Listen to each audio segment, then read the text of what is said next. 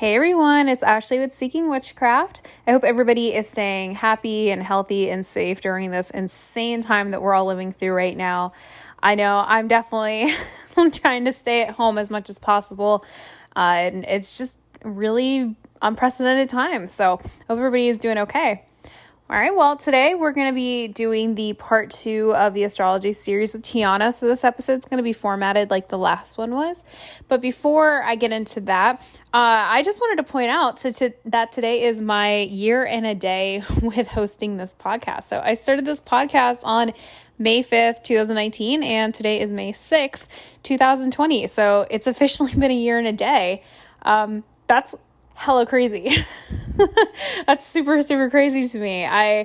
If you've been following from the beginning, I think like my third or fourth or fifth episode in, I even say like, hey guys, let me know what topics you want to know about, because if I don't really hear anything, I don't know what else I can possibly talk about. And turns out I found a lot more to talk about, and there is a lot more that I have planned to talk about. And yeah, we're now over a year into this podcast, and I never ever expected it to happen like that, but I'm super happy to be here, and I'm so thankful to all the listeners, and I'm so thankful for everybody who's come on as a guest. I really couldn't have done this without all of you and all of your support, so thank you. Without you, this podcast really wouldn't be here, and I'm just really grateful for the opportunity to help influence people in a positive way to start their path, or just to learn something new about the witchcraft or Wiccan world. And it's really been such a joy and so much fun being able to do this. So, all right, I'm going to get off my little soapbox, but seriously, thank you guys. I am really, really proud and honored to be part of this journey with you. So, all right, yeah. So today's episode is Astrology Basics Part 2. Like I said, it's going to be formatted, like the last episode, where it's kind of an interview style. So start off like a beginning episode, and I'm going to play a short ad, and then I'm going to go ahead and do part 2. And then, just so you guys know, Tiana and I did talk, and we are going to do a part 3. And the part 3 is going to be about astrology and magic, which is going to be super exciting. I'm looking forward to that. And that one I can actually chime in a little bit more, because as I said in part 1, I am not well versed in astrology. So that's why I had Tiana come on and talk a little bit about it, because she definitely knows a lot more about this topic than I do. So, all right, everybody, I hope you're all staying safe and happy and, doing your best during this quarantine time. So I will talk with you all very soon, and I hope you enjoy the episode. All righty, bye. Oh, and one more really important thing. I just want to give a quick shout out to the members for my Patreon, the people who are in the Witchling and the Neophyte membership group. Thank you guys so much for your support. It really does mean the world. These are different membership tiers that I have within the site, and they offer some different options if anybody's interested. As I've mentioned before, I really started Patreon to try to give back to people who wanted to support the podcast. And right now on it, I have a goal of being able to buy a microphone and maybe some headphones, because I've been very upfront with everybody. I record this right off my phone. So sometimes it'd be nice to have a microphone, so I'm not holding my phone up to my ear when I record, but okay. Anyway, yeah. So enjoy the episode, and I'll speak with you all soon. And again, thank you so much to the people in the Witchling and Neophyte group. I really appreciate your support. All right. Bye. Hey everyone. Welcome to Seeking Witchcraft. This is Ashley, and today I've been joined again by the lovely Tiana. Hello. She is going to come and talk about part 2 of astrology. So if you're wondering a little bit about what I mean by part 2, there's a part 1 that we recorded, where she goes through the basic information about astrology, which is great, because in that episode I disclose that I am completely a noob and beginner when it comes to astrology. I literally don't know anything about it. Actually, that's not true, because I just learned from Tiana with part 1. So now I know a little bit about astrology, but Tiana knows a lot more than I do. So she is going to walk us through part 2. And she has some really cool in-depth things to talk about. So I'm going to go ahead and take it away, or introduce yourself if people are listening for the first time. Oh yeah, so my name is Tiana, and I'm a first degree initiate in the Gardnerian tradition, and I really like astrology and tarot. And so yeah, I don't really know what else to say about myself. I guess I'll leave links below and you guys can go find out Yeah, cool. if you're curious. So this is going to be more of I don't want to say like super advanced because again, I don't know a lot about astrology, so all of this to me is new. Yes. So but if you're like me and you have literally pretty much no background in this, this would be more of like an advanced conversation with this topic. But yeah, so Tiana, go feel free to take it away. Okay, so today I thought we would talk about the aspects of a person's natal chart and how you can look at your chart, and maybe if you don't understand like the placement, you can understand basically what that part of your chart rules, and you can go look it up on YouTube or Google it, and you'll be able to find out a little bit more, and you'll be able to understand your chart more on the whole rather than just looking at it and being like, this is completely a foreign language to me. Okay, so first we're going to talk about your sun placement. I'm not going to spend too much time on this, obviously, because that's the most familiar people are with, is the sun placement. So the sun is where the sun was at the time of your birth, and it deals with your identity. The moon is your emotions. It can be representative of your mother. It can be like the things you don't show to people, your deep, deep set emotions and how you feel and think about things from an emotional standpoint. Whatever sign your Mercury is in is how you communicate. Mercury rules communication, so it's how you communicate and how you intellectualize things. Venus deals with friendship and love. It can also be like how you come off in romantic relationships or how people who are attracted to you, like how you attract them, and depending on what sign it's in. Mars deals with how you fight and have sex.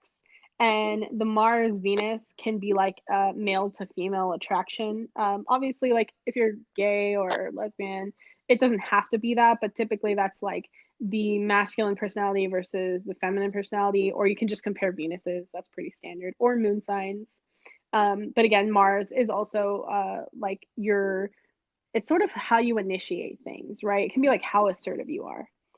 Jupiter is how you expand and how you're lucky in the world, right? Like this is how you could be famous in some aspects, depending on what the placement is. Um, and it's like how you shine in the world, what brings you good luck, and how you should act if you want to be lucky, kind of thing. And it depends on what sign that's in. And it would be like if you had it like mine's in Gemini, I get lucky by acting like a Gemini, right? Like, and I do well and expand and grow by acting like a Gemini. And we could talk about that more in depth if there are any questions. And then Saturn. Saturn is restriction, but it's also structure and tradition. So someone with the placement here could be very traditional. They could be very into how they like structure, or they might hate it, right? Depending on what sign is there. Uranus it deals with like chaos and quick change and upsets. And it can, to an extent, I think, in my personal opinion, deal with creativity. And so Uranus is like, depending on what sign you have here, you could be very comfortable with quick changes. You could like quick changes. You could really thrive in them, or you could freaking hate it. Neptune deals with aspirations, dreams, and illusions, and also creativity to a certain extent, and psychic development and the occult and like the unseen. Um, and obviously that placement will depend on how you deal with those things. Pluto is death, transformation. Again, sometimes this can be about the occult and secrets, and it's ruled by Scorpio. So, and then we'll just mention Lilith because you and I were talking about it. Lilith is your shadow. Don't get too bogged down in that. It's a little bit more of a mysterious area of the chart, but it's not super important unless you're going to be obsessed with your Lilith, then by all means. And then you have your North Node, and it doesn't always show your South Node, but your North Node will obviously have a polarizing opposite sign, which is your South Node. And in that, your North Node is who you should it's like what you should try to be like in this life or in your adulthood, right? So if you believe in past lives, then your South Node is what you were like, how you acted in your past life. And so if you're, for example, it's just, I have my chart open, so we'll use my chart. So if your South Node is in Virgo, like mine is, then you in a past life acted like a Virgo. You might have been a person who was like in a service position, like a doctor or a scientist, and it might have been very important for you to be super analytical, perfectionist to the point where people really relied on you. You were in a service position, people needed you to be on your shit. And in this life, in order for you to spiritually advance or like level up, if you believe in that, then my North Node is the opposite of Virgo, which is Pisces. Then I need to focus on myself and developing creative, intuitive abilities and spiritual endeavors and becoming a more spiritual person, trusting in the bigger picture, trusting that the universe has my back, you know, and also focusing more on relying on my emotions rather than logic, which is like what Virgo is all about. Do you want me to go into the houses or should we just stay there for now? Whatever you're most comfortable with. This is Okay. beyond my scope of expertise, so you are the professional in All all of right. this.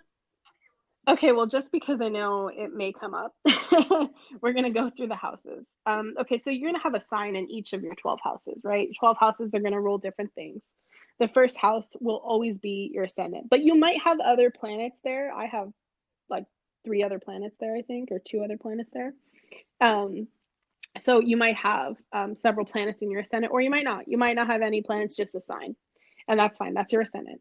And this again is like your public persona. It's like what's on the surface. It's what people see about you. And then you have your second house. And your second house, one second, real quick. I'm gonna pull up the chart because I always forget these. Your second house is gonna rule the physical realm. And this sort of corresponds with the signs. If you look at an astrology wheel and you look at the astrology houses as a sort of pie chart, it'll show you this and they rule different signs. We're not gonna get into that. Okay, so second house is possessions and income and like the physical stuff, right? Like what you own, you know, your physical things, your income, like the things that, you know, tangible stuff. Third house, sorry, is your siblings, small trips.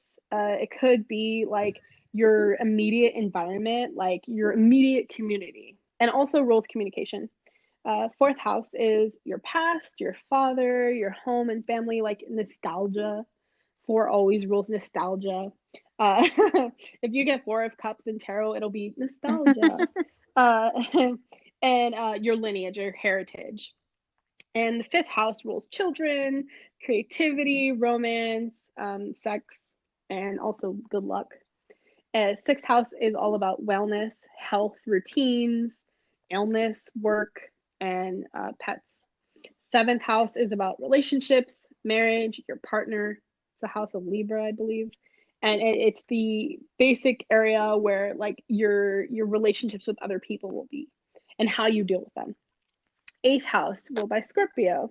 It's about death, debt, taxes, your collective money. Because Scorpio deals with like your inheritance or your lineage. They're all about like collective money, like what assets they have with other people.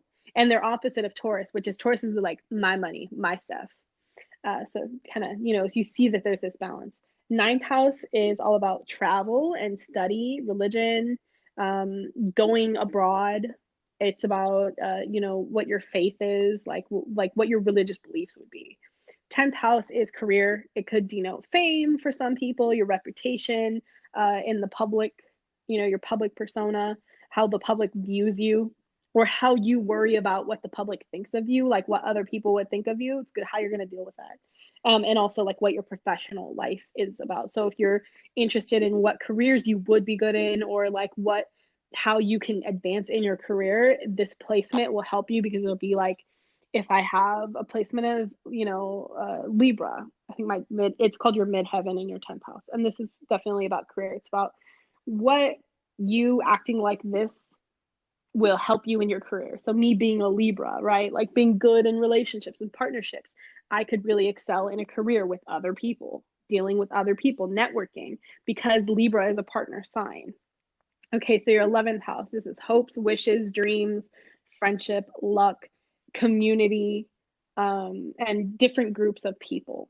And then 12th house, this is like the secrets, you know, the hidden, the occult, the unconscious stuff.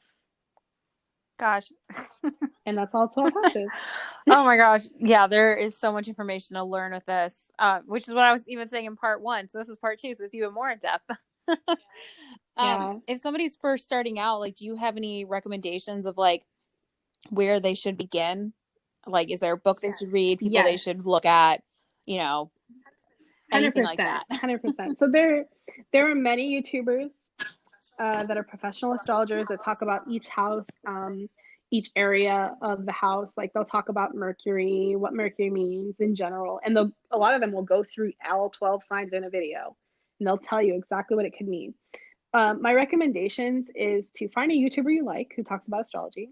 If you're a video person, if you're not a video person and you like books, the only astrology book you'll ever need by Joanna Woolfolk is a really good beginner book. It's very easy to digest. It's super simple to read. It's not super wordy. Like it goes through each area, each zodiac sign, and each house, and kind of and the decans also that we talked about in part one, and it will tell you each aspect of that house and that sign. And so it's really helpful because you can actually see like, okay, how each sign would influence you. You can actually look up each area of your sign in that book if you Wow. need to. If you didn't want to watch videos on it, yeah, she's written down like little blurbs about like each section. Like if you had Capricorn in the first or whatever, you can go look in that book and be like Capricorn first house, okay. And then she's written a little thing about it, about what these people are like or what this aspect of your chart is denoting in your life, and that's really helpful. And then there's also a whole section which I have not mastered yet because I think it's really complicated. I don't even want to look at it, but it's if you're interested in this and you have what is it called? What are those things with the A pen? tablet? And the no. I think older math class. Oh, protractor. Yeah, Protractor. yeah. If you have a protractor and you want to draw out your own freaking natal chart and you're inclined to Oh do that, gosh. by all means, she has instructions on how to do that and how to plot your own natal chart and like how to read it and stuff like that. So it's really helpful for a beginner. It's a complete beginner book. It's definitely not the only astrology book you'll ever need because there are so many aspects to astrology that I definitely think you'll need more than that book, but it's a good kicking off Cool. point. And I would recommend too, in terms of things you should do if you're trying to understand astrology, the best thing to do is to look up your own chart and understand your own chart first, because it will give you so many. Just by trying to figure out your own chart, you will literally learn more about what each part of the chart means and what each of the signs represents, and it'll all start to come together because everything in astrology, just like everything in tarot, is all about archetypes, and you'll start to understand each of the 12 zodiac archetypes and what they represent and how they influence things and how each of the houses are representing each of those signs. Okay. And then do you have a recommendation of a site somebody could use if they want to go look up their charts? Yes, Cafe Astrology is my personal favorite. Awesome. Cool. There are other ones, but I like the layout of that one. It's easy to read. And when you calculate your chart too, like you calculate your chart, they're going to give you three different charts. They're going to give you your tropical zodiac placements where all the planets and the signs are. They're going to give you the signs that are in all 12 houses, and they're going to give you the planets that are in different houses. And you might not have planets in every house. You're not going to have a planet in every house, just letting you know, but it'll tell you which ones they're in. And so you can look those up. And then also, Cafe Astrology gives you a breakdown of each one. I don't really like their breakdowns. I think they're a little too Christian influenced. I don't know if that's the word I'm looking for, but like if you're not into Western ideology, then it might not sit right with you. But it might be helpful if you have no idea what you're even looking at. It'll give you a breakdown of each area of your chart, and also how the planets are aspecting each other, which is a whole other Ball of wax. a whole other thing we won't talk about yet. Yeah, Tiana and I were having a really interesting conversation before this recording about if two people are born at the exact same time, but if they're on different sides of the world, so like one would be born in the daytime, the other would be born at night, and it was interesting how they could have different degrees within their astrological sign just based on where they are on the planet, and they can essentially have different signs overall. regarding that. And I was like, oh, that's interesting. Well, if you think about like time differences, so I'm in California, and I know that UK time is 8 hours ahead of me. If they're 8 hours ahead of me, and someone is born at the exact same time as, they're different parts of the world. They're in UK and California, and they're born at the same time. That other person's going to be born on the next day. So, and there also might be enough time between that for the planet to have gone into a different sign, or for not the planet, but the sun most likely, right? Mm-hmm. Or the moon most likely, because they move the fastest, to have gone into a different sign. So they won't have the same natal chart placements, and definitely not the same degrees. And even a minute will change the degrees on something. So nobody, I don't think any two people have ever had will ever have the same exact chart. And if they do, it's going to be like 1 to 1 million or a Oh, hundred wow. million. Yeah, I guess I never thought about it like that. Yeah. How depending on where like you are geographically, like that would affect the degrees that you have within the planets and the signs. Huh. That's definitely something to think about. And then there's also like Yeah. the whole argument of like, well, time's not real. So it's like, oh my gosh, you can get so deep into this.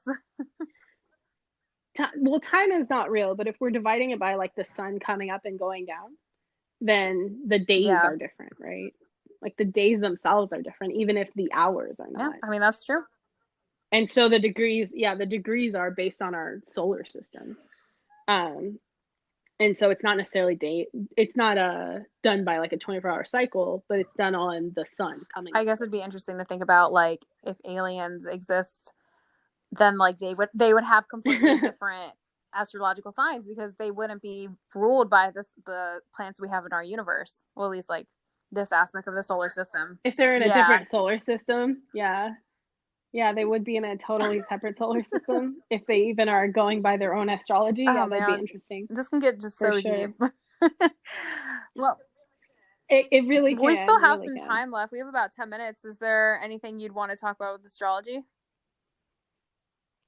Yeah, okay, so I know last in part one, I mentioned that we could talk about, let's talk about the things that people are usually most interested in when it Sure. comes to astrology, and I think they would most Like likely want to know about, romances and right? stuff like that. Um, yeah, yeah, romance and career, right? That's the things people care about the most is how is this affecting my work? What should I do for a career? And like, does this person like me if they're Scorpio or if they're Sagittarius?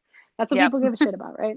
Okay, so there are actually websites that exist. So if you have your chart and you have your crush's chart, if you're going to stalk them or if you ask them what time they were born and where they were born and what day they were born, and you looked up their chart, you can actually compare Venus signs, which is the best placement for romantic compatibility.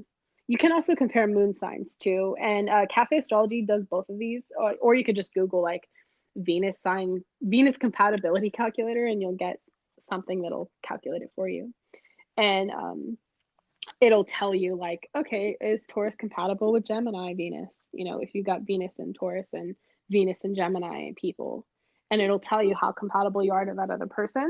Or what you could do is you could look up videos on each separate Venus sign placement and then, do your own comparison and understand them better that way. And that would be like how they love, how they are in intimate friendship relationships and intimate romance relationships. Um, and then we also have the 10th house, right? So the 10th house is called your midheaven, and you'll see it referred to as 10th house or midheaven interchangeably. And it in your chart, it might say MC.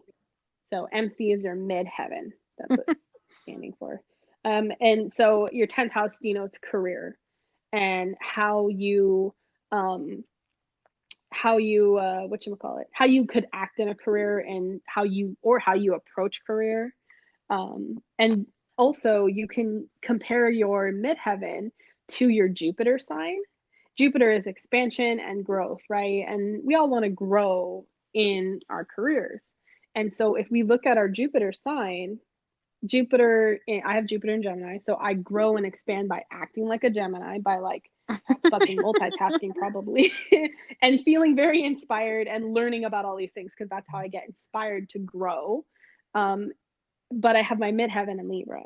And so if I'm looking at career, I do well as acting like a Libra, working with other people in a career setting, working as part of a team, and also expanding that by acting like a Gemini, by learning a lot of things about every aspect of it, and by being inspired by these things and bringing that to the group, right? So we can relay this back to career. And also, too, I just wanted to bring one more aspect, too. In the seventh house, it talks about relationships.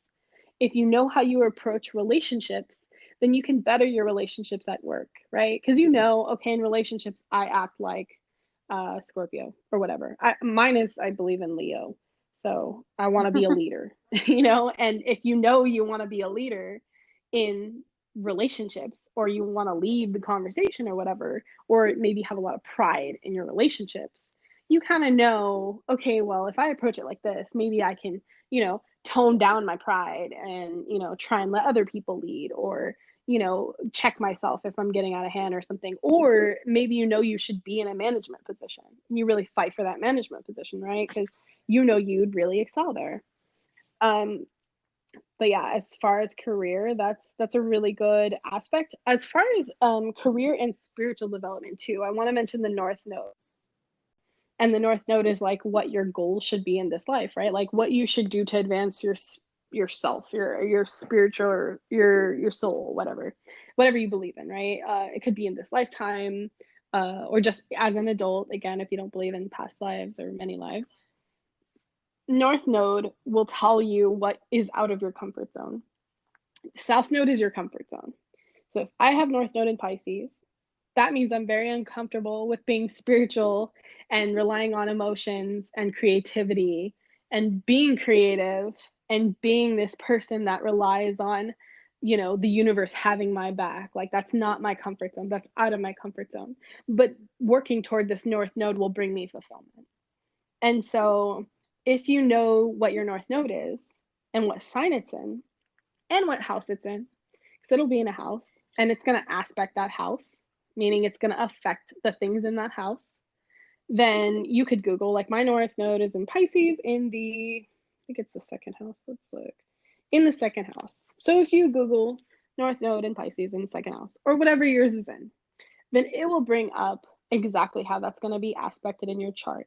And you knowing this and having awareness of this can now be conscious of, okay, so if I want to be more fulfilled in life, granted that this totally takes me out of my comfort zone, I can work toward being more like this, trusting that the universe has my back, that people mean the best, and then people can live up to bringing out the best in themselves, right? Because you're kind of setting a standard for them, and I can, live up to my highest good in this life by being more creative and emotional, trusting my emotions and not my logic so much, even though it makes me uncomfortable and I don't want to trust it. Same. Right?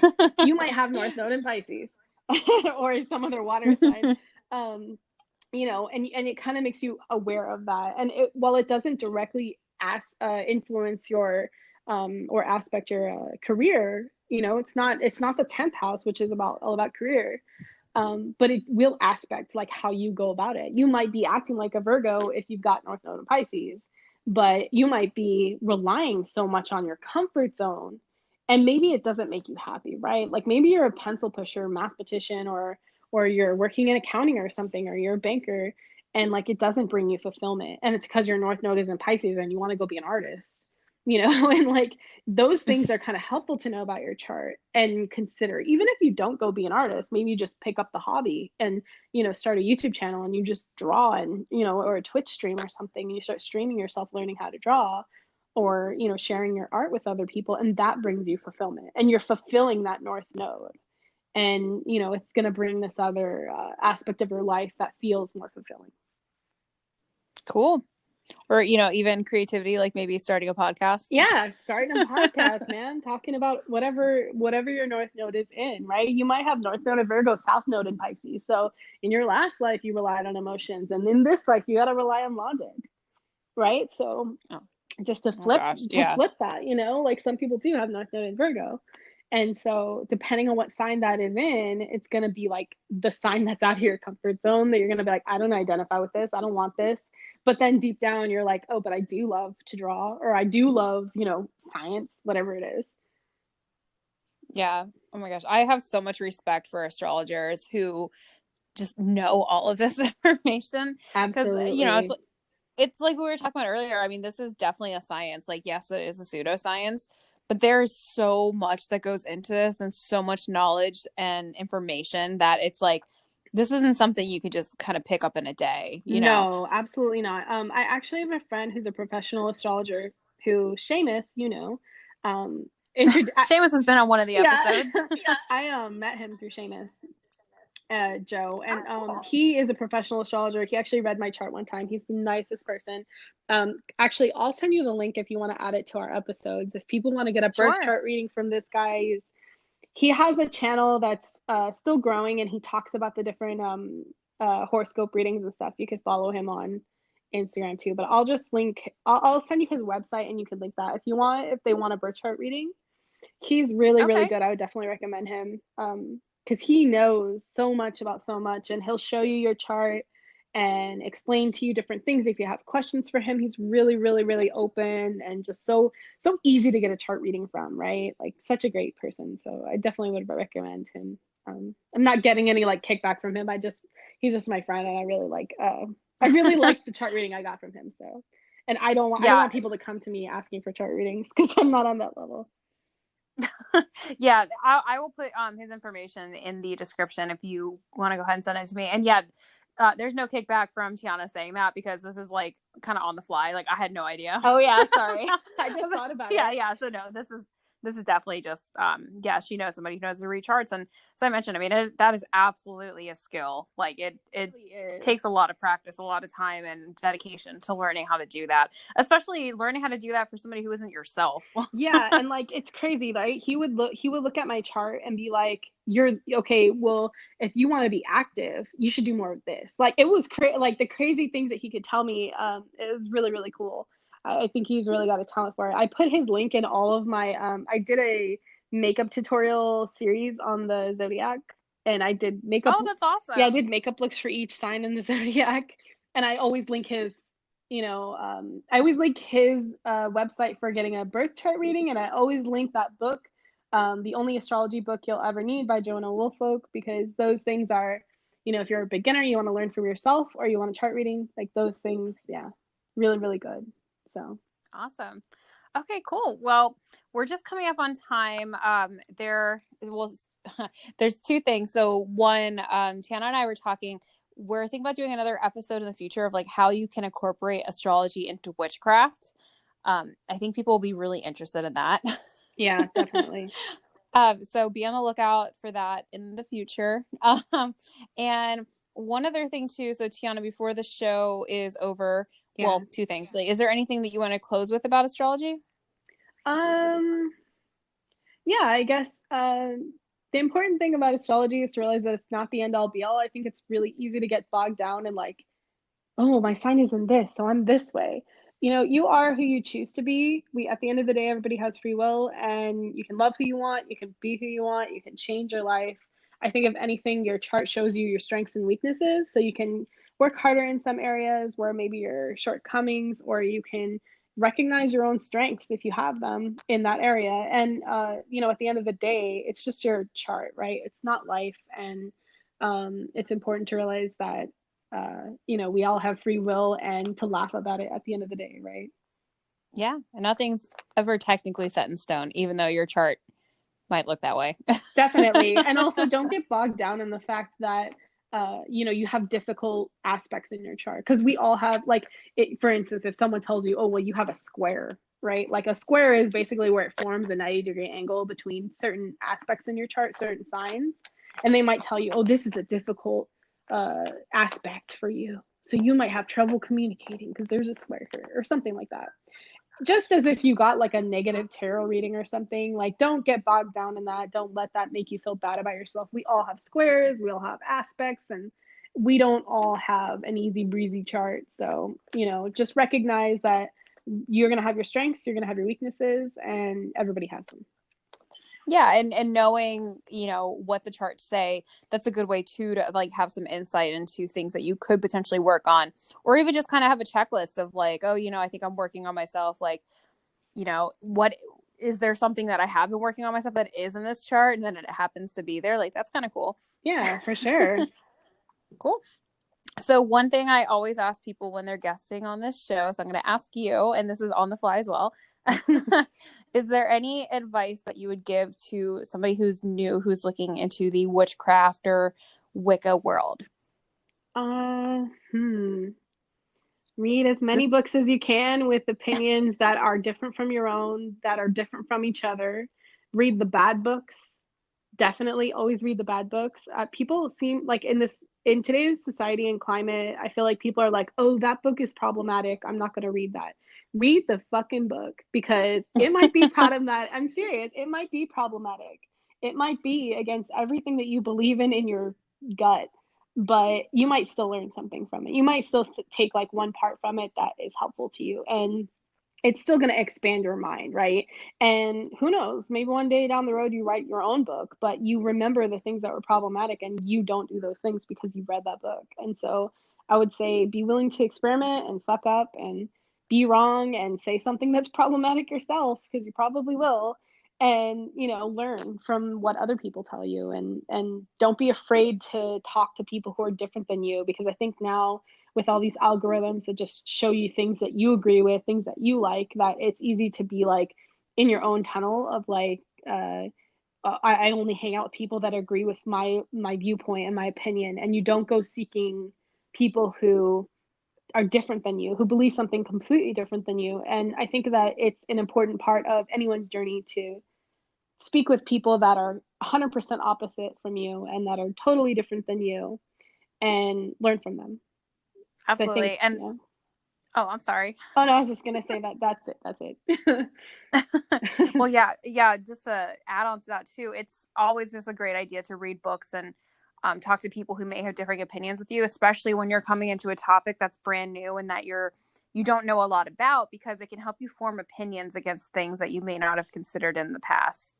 Mm-hmm. Especially like reading those bad beginner books that people are they say that they're bad, or people Yeah. like books even people say that are good. Like you might read it and say, huh, I just don't agree with what the author's saying about X, Y, and Z, even though everybody else tends to agree with that.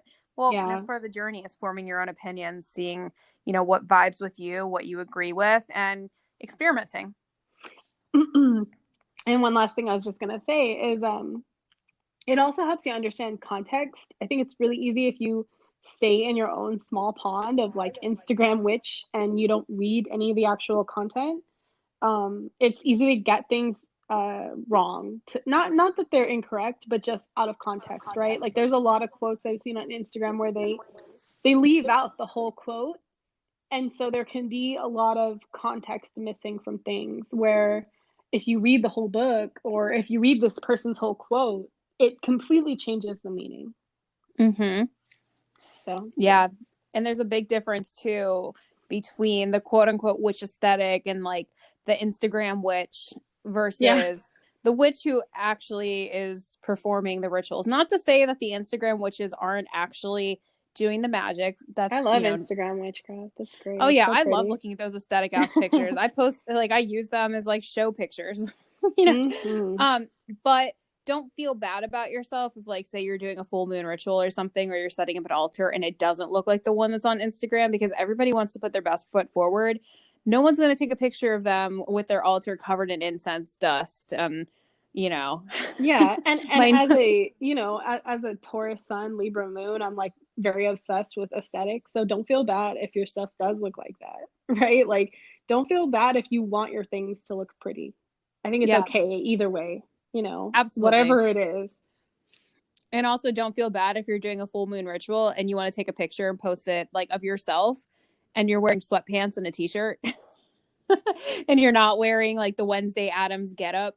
It's totally Oh fine. yeah, or you're not a goth. Yeah. Yeah. I think it's Yeah. okay either way. I love the Whatever. witch aesthetic, but don't feel bad if that's not what you're doing. Yeah, or if that's not you. Cool. All right. Well, we're kind of going off on a tangent now, so this is a good time to close up. So, Tiana, where can people find you if they want to hit you up? You can find me on Instagram at Storybook Beauty. You can search for me on YouTube, Storybook Apothecary. I have a channel there. I think that's pretty much it. Cool. And then, as always, you guys can find me on Twitter, Facebook, and Instagram. I'm Seeking Witchcraft, except for Twitter, which is just at Seek Witchcraft, because apparently seeking is too long. And I also have a Patreon that's Seeking Witchcraft as well. Anything that gets donated there, if anybody feels motivated, really goes back to the podcast. I'm trying to buy a mic, so I'm trying to see if I can just maybe raise some funds to do that. But yeah, absolutely no obligation for that. You guys are awesome anyway for even listening to this. Okay, well, thank you so much, Tiana, for coming on. I really appreciated it. And hopefully I'll have you back. You'll be able to come back yeah. Thanks for soon. having me. We talk about witchcraft and astrology. Of course. All right. Well, bye, Bye. everyone.